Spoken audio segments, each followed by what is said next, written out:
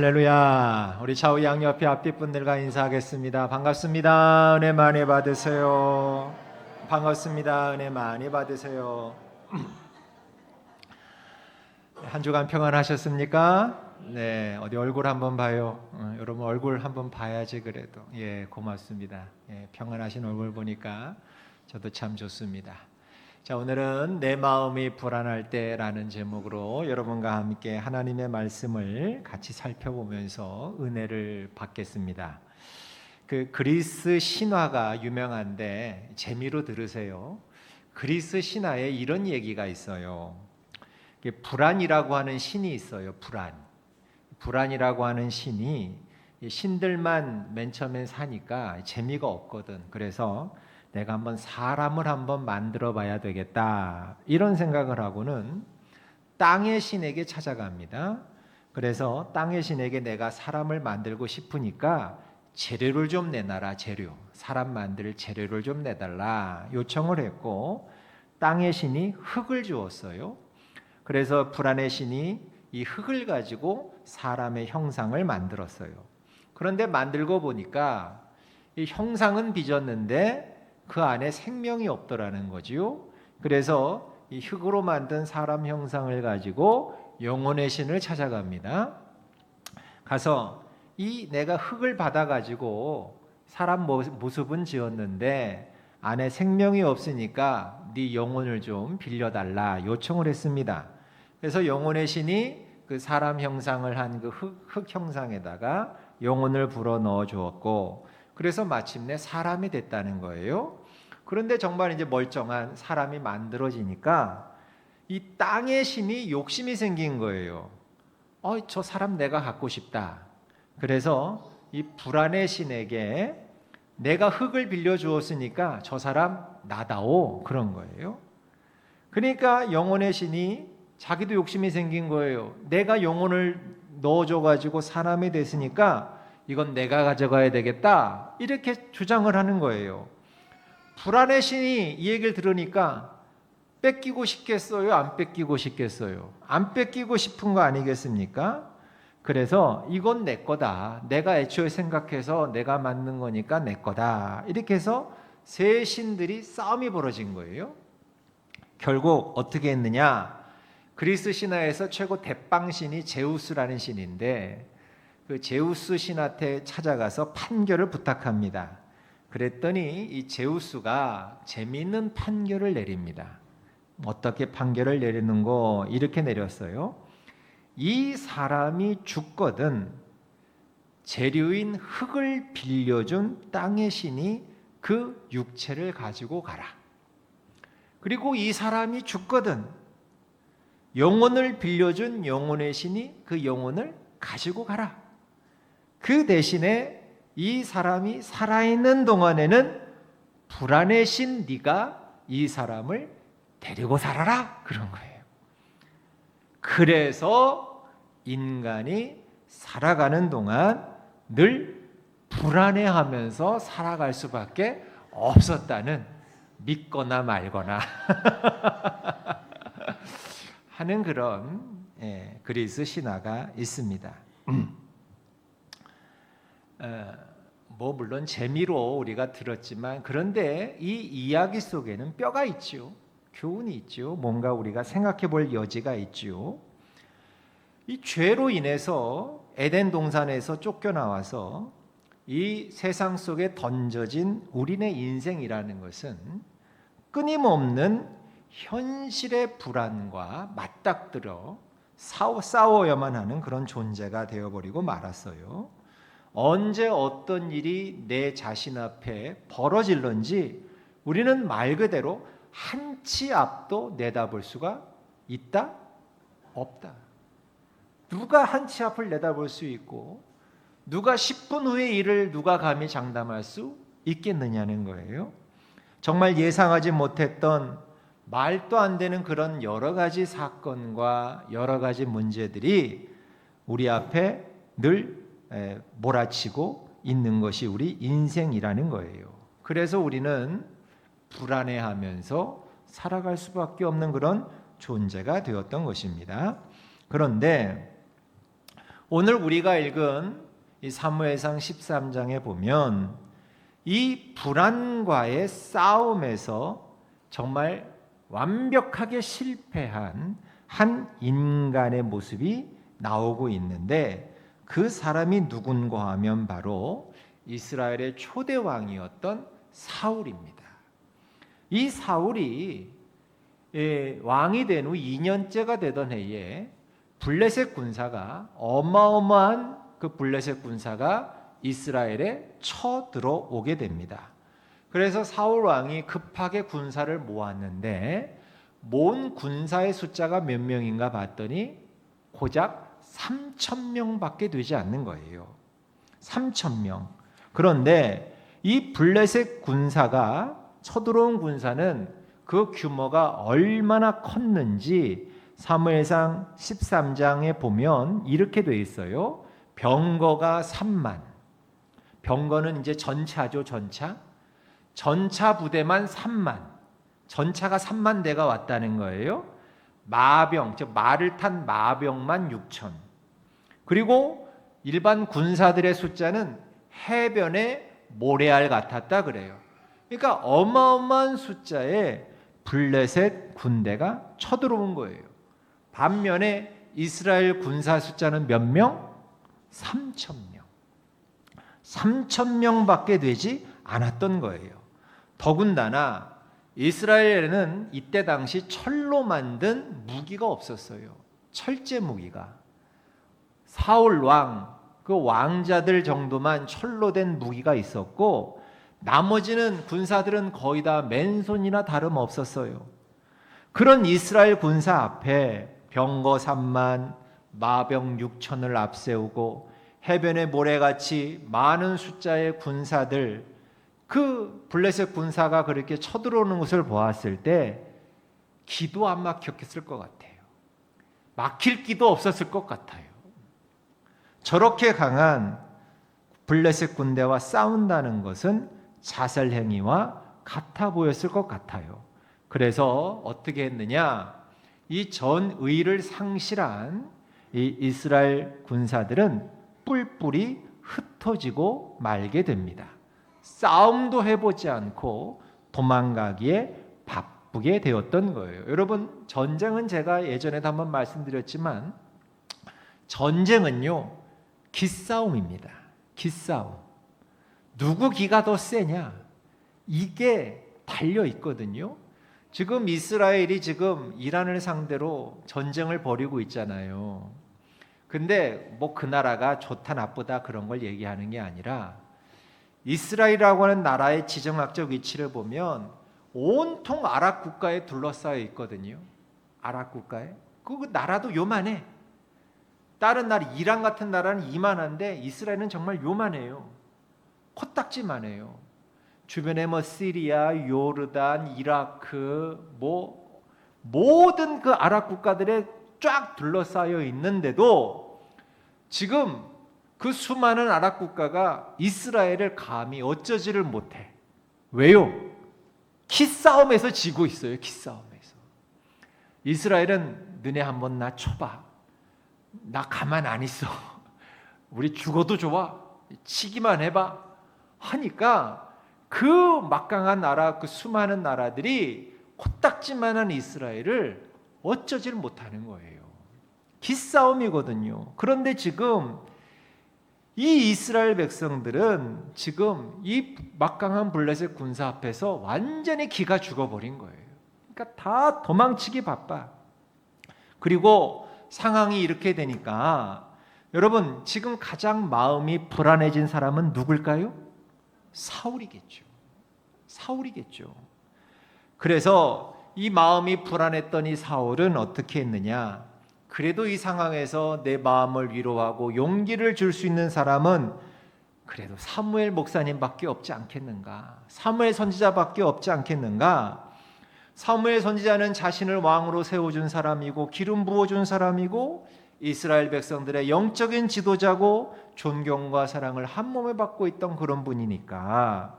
그래서 사울은 본격적인 전쟁이 시작되기 전에 사람을 사무엘 선지자에게 보내서 이곳으로 좀 와주십시오. 이곳에 와서 우리를 위해서 제사를 드려 주십시오. 제사를 그렇게 드리면 하나님께서 도와주실 것이란 그런 생각을 가지고 있었기 때문에 그렇게 요청을 했던 거예요. 그 요청에 사무엘 선지자도 내가 7일 후에 가겠다, 일에 있다가 내가 가겠다라고 약속을 했고요. 그런데 이게 웬일입니까? 약속한 7일이 다 되도록 사무엘 선지자가 오지 않는 거예요. 오지 않는 거예요. 블레셋 군사들은 점점 가까이 지금 나오고 있는데, 바로 코앞까지 지금 진격해 오고 있는데, 하루라도 빨리 사무엘 선지자가 와서 우리를 위해서 제사를 드려줘야 지금 불안에 떨고 있는 이 백성들이 그래도 용기를 내서 싸움이라도 할 수 있을 터인데 안 오는 거야. 사무엘 선지자가 오지 않는 거야. 그러니까 사울 왕이 더 조급해지고 더 불안해진 거예요.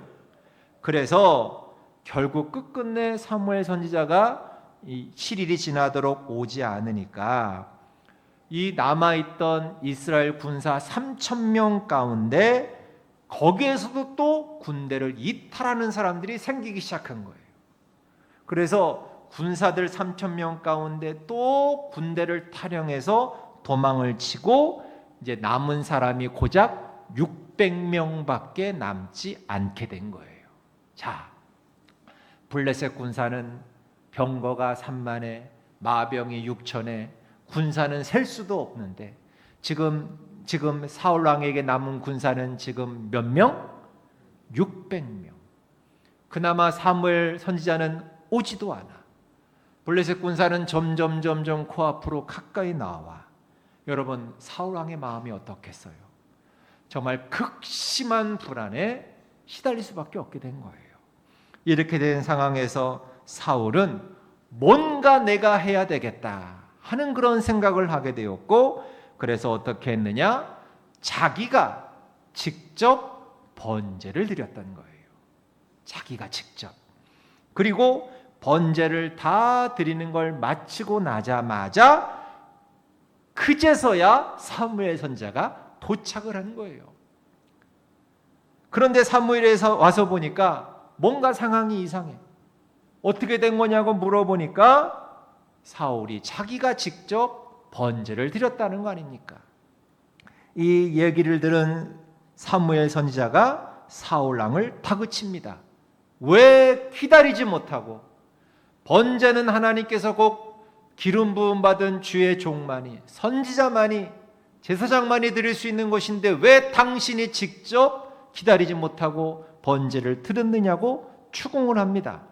그랬더니 사울 왕이 이렇게 대답합니다. 사무엘 선지자님, 생각해 보세요. 블레셋 군대는 눈앞에 진을 치고 있고 이스라엘 백성들은 자꾸만 지금 흩어지고 있고, 번제를 드리겠다고 약속한 당신은 시간이 다 되도록 올 생각도 하지 않고, 그러다 보니까 내가 부득이하게 번제를 드린 겁니다. 그랬어요. 부득이하게. 사울은 자기가 직접 번제를 드리는 것이 부득이하게 드릴 수밖에 없다고 그렇게 생각했던 거예요. 여러분, 지금 사울의 마음엔 불안으로 가득 차 있었기 때문에 할 수 있는 것이라고는 이것밖에 없어서 부득이하게 자기가 번제를 드릴 수밖에 없었다는 거예요. 그런데 이게 우리도 때로 이런 상황에 부딪힐 때가 있지 않느냐는 거예요. 내가 할 수 있는 방법은 별로 보이지가 않아. 앞뒤가 꽉 막혀 있고 어디를 둘러봐도 희망이 보이지 않고, 우리는 종종 그런 상황 때문에 안절부절 못하는 때가 많아요. 불안할 때가 많아요. 젊은이는 사랑이 깨질까 봐, 어떤 사람은 직장에서 잘릴까 봐, 어떤 사람은 사업이 잘 안 돼서 망할까 봐, 성적이 떨어질까 봐, 취업이 안 될까 봐, 사람에게서 내가 따돌림 당할까 봐, 아내는 아내로서, 남편은 남편으로서 우리는 다 불안한 생각으로 불안한 나날들을 살아가고 있는 거 아닙니까? 그런데 여러분의 삶 속에서 일어나는 이런 크고 작은 불안들을 어떻게 처리하시느냐는 거예요. 여러분은 어떻게 처리하십니까? 오늘 본문에 나오는 사울 같은 이런 어리석은 방법으로 처리하지 않게 되길 주의 이름으로 축원합니다. 절대 그러시면 안 돼요. 사울은 자신의 이 불안한 마음을 어떻게 지금 처리하고 있어요? 자기가 스스로 번제를 드리는 방법으로 지금 그렇게 처리하고 있는데, 이거는요 얼핏 보면 신앙적인 행위 같지만 아니에요. 지금 사울이 번제를 드리는 것은 뭐예요? 이걸 드리면 어떻게 좀 되지 않을까? 자기 최면에 불과한 거예요. 요식적인 행위에 불과한 거예요.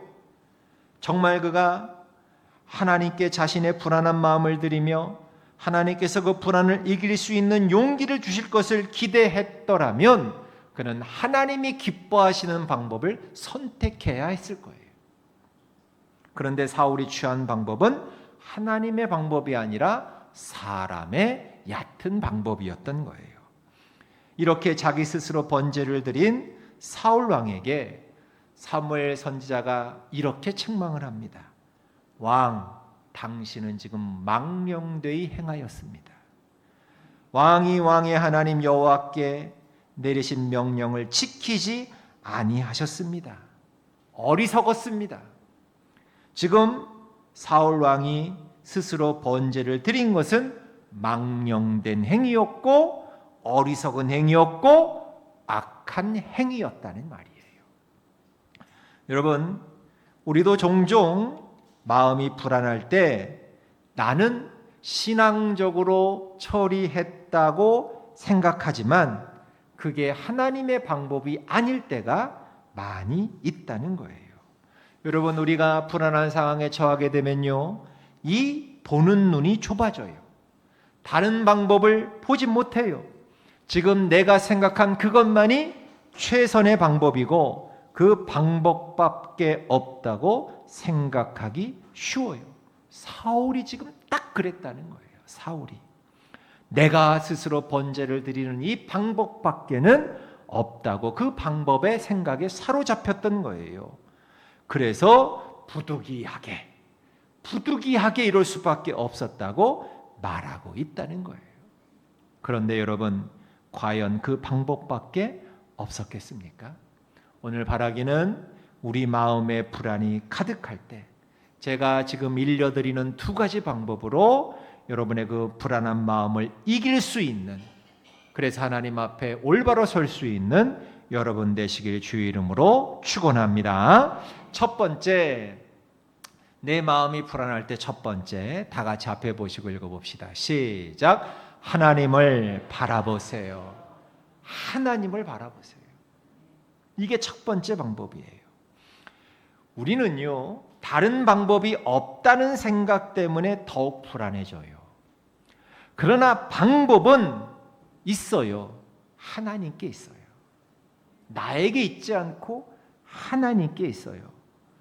우리가 사방이 우겨쌈을 당하고 앞뒤가 꽉 막혀서 어느 곳에도 길이 보이지 않을 때 우리가 바라볼 수 있는 곳은 오직 하나, 하늘의 하나님을 바라봐야 해요.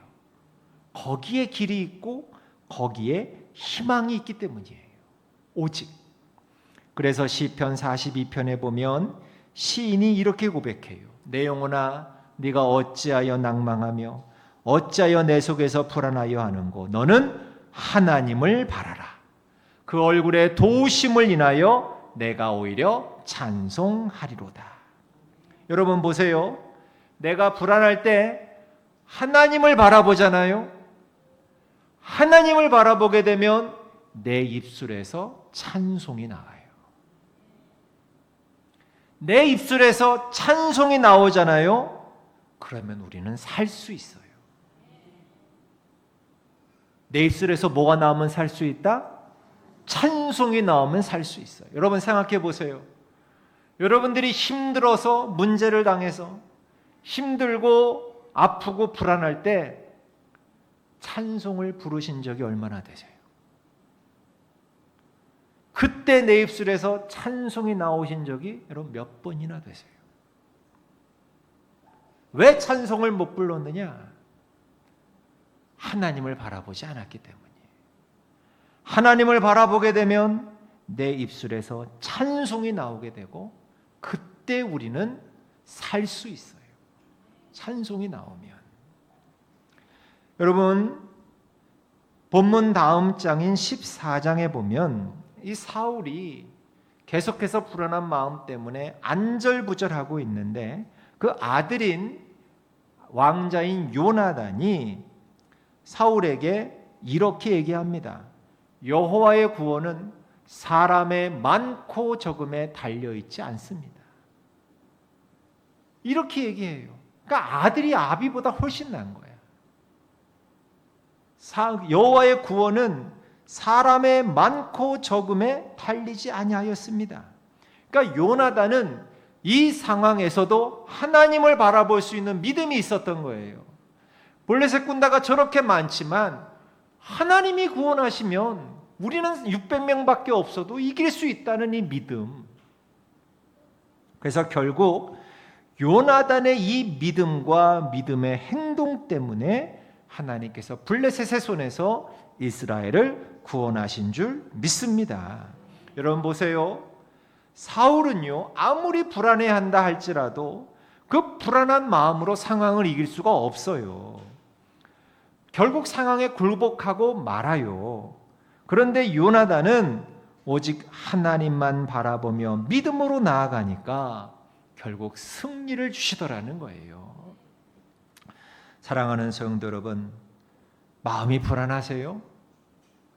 여러분, 마음이 불안해서 힘드세요? 그런데 그 상황, 그 문제, 그 조건이 내 마음을 불안하게 하고 힘들게 하는 게 아니에요. 문제는 내 믿음에 있어요. 우리가 믿음으로 하나님을 바라본다면, 그래서 내 입술에서 찬송이 흘러나온다면, 그래, 이 사람의 수가 많고 적음이 구원에 달린 게 아니라 하나님이 나를 구원해 주시면 나는 구원받을 수 있어. 나는 이길 수 있어. 그 믿음으로 말미암아 우리는 결국 승리할 수 있게 된다는 거예요. 바라기는 여러 가지 삶의 문제 때문에 여러분 마음에 불안이 밀려올 때 여러분의 눈을 들어 하나님을 바라보시길 축원합니다. 그때 하나님께서 마음의 불안을 이기게 하실 뿐만 아니라 승리를 여러분에게 안겨주시게 될 줄로 믿습니다. 두 번째, 마음이 불안할 때 우리는 어떻게 해야 되느냐? 다 같이 한번 앞에 보시고 시작. 하나님께 모든 걸 여러분 맡겨야 됩니다. 여러분, 무엇이 우리를 힘들게 하든 어떤 일이 우리의 마음을 불안하게 만들든 그 모든 것을 하나님께 맡기면 우리는 우리를 절망하게 만드는 이 불안의 마음에서 해방될 수 있어요. 가만히 보니까요, 하나님께 맡기는 사람을 가만히 보니까 어떤 사람인가? 제가 이렇게 보니까 기다릴 줄 아는 사람이 맡길 줄 아는 사람이더라. 기다릴 줄 아는 사람. 여러분, 오늘 본문에 나오는 사울을 보세요. 사울은요, 이 기다림에서 실패했어요. 기다림에서. 물론 사무엘 목사님이 약속한 날짜에 오지 않은 건 사실이에요. 그러나 그럼에도 불구하고 사울은 기다려야 했어요. 기다려야 했어요. 끝까지 기다려야 했어요. 왜? 어차피 자기들 힘으로 600명으로 블레셋 군사 이길 수 없으니까. 어차피 내 힘으로는 안 돼. 그러니까 그는 기다려야 했어요. 하나님의 은혜가 임할 때까지. 끝까지 기다려야 했어요. 내가 불안해한다고 상황 바뀌는 것도 아니고 600명 가지고 어차피 내 힘으로 이길 수 있는 것도 아니고, 그러니까 좀 더 끝까지 사울은 사무엘 선지자를 기다려야 했어요. 기다린다는 것은 뭐예요? 하나님께 맡긴다는 거예요. 그때만 맡기는 게 아니라 끝까지 맡기는 거예요. 여호와 하나님을 신뢰함으로 그게 맡겨드리는 거예요. 하나님께 맡겨드리고 하나님께서 언제 어떤 방법으로 해결하시든 하나님께서 이 문제를 처리하실 때까지 기다리는 거예요. 기다리는 거. 그런데 우리는 삶의 어려운 문제를 만나면 다 먼저 내 방법을 사용하려고 해요. 내 방법을 쓰다가 안 되면 그 다음에야 하나님께 맡겨요. 근데 그거 아세요? 그건 하나님께 맡기는 게 아니에요. 포기하는 거지. 내가 하다가 안 되니까 내가 그냥 포기해 버리는 거지. 그건 맡기는 게 아니에요. 진정한 의미로. 하나님께 맡긴다는 것은 내 방법을 쓰기 전에 하나님께 내 문제를 올려드리는 거예요. 올려드리는. 그게 맡기는 거예요. 여러분, 놀랍게도 우리 하나님이 얼마나 좋으신 분이시냐면 하나님은 우리가 우리의 문제와 우리의 삶을 하나님께 맡기기를 기다리고 계시고 요청하고 계셔요. 얼마나 좋으신지 몰라요. 한두 군데에서만 이렇게 말씀하신 게 아니야.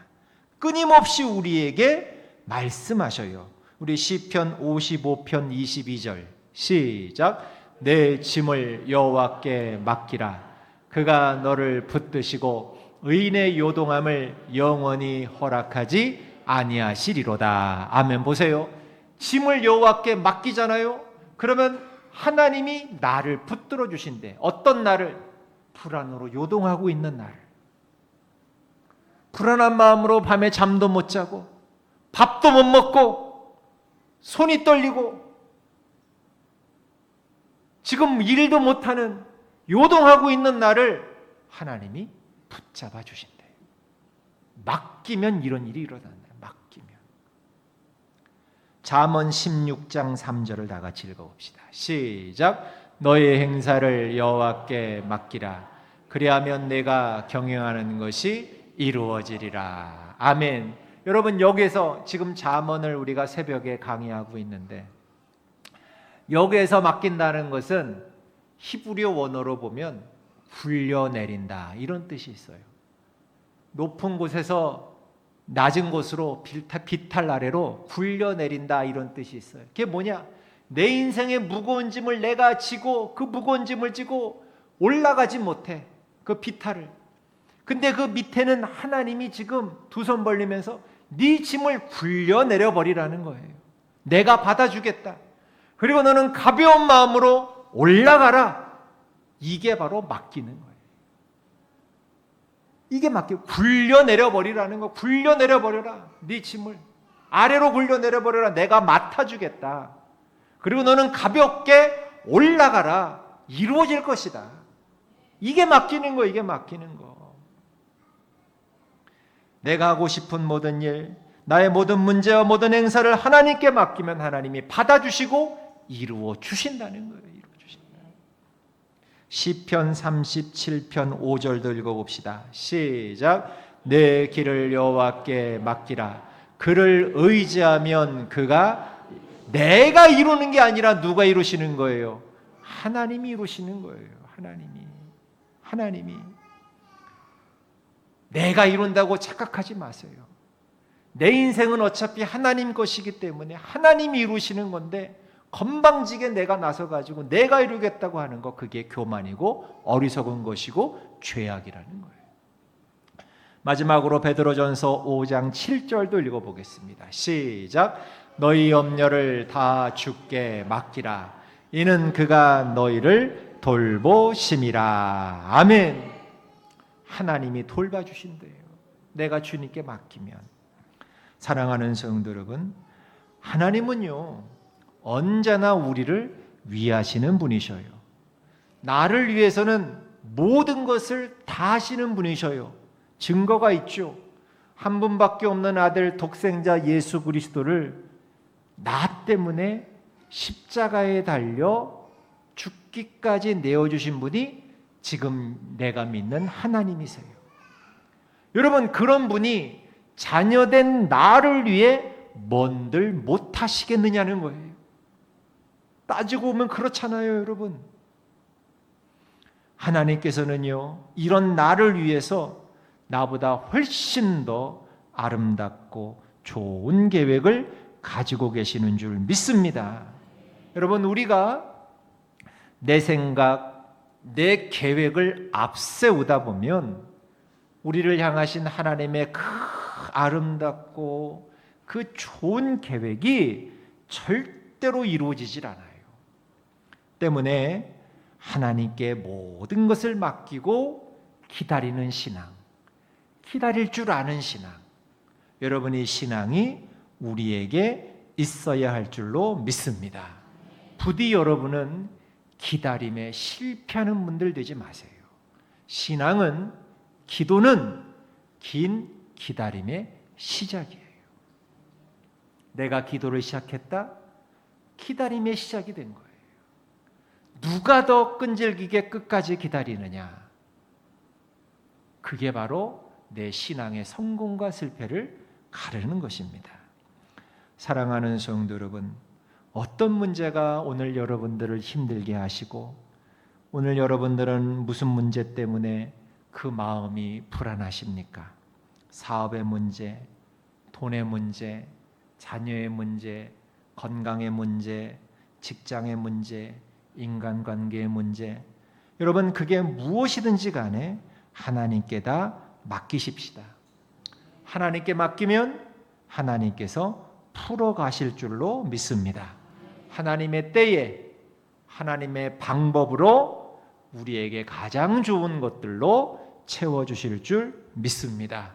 절대로 내 마음이 불안하다고 부득이 이렇게 했다고 인간적인 내 방법 앞세워서는 안 됩니다. 성령보다, 말씀보다, 기도보다 앞서면 안 돼요.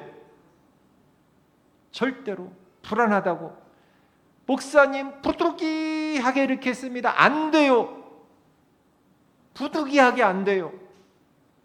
절대로 성령보다, 기도보다, 말씀보다 앞서면 안 돼요. 이 불안한 마음에는 늘 마귀가 틈을 타요. 마귀가 틈을 타서 이런 생각을 집어넣어요. 어떤 생각?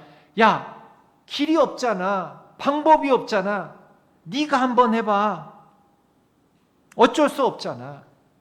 그러면서 자꾸만 하나님의 말씀을 잊어버리게 만들고 기도를 잊어버리게 만들고 대신에 세상의 생각, 인간의 방법으로만 하라고 부추겨요.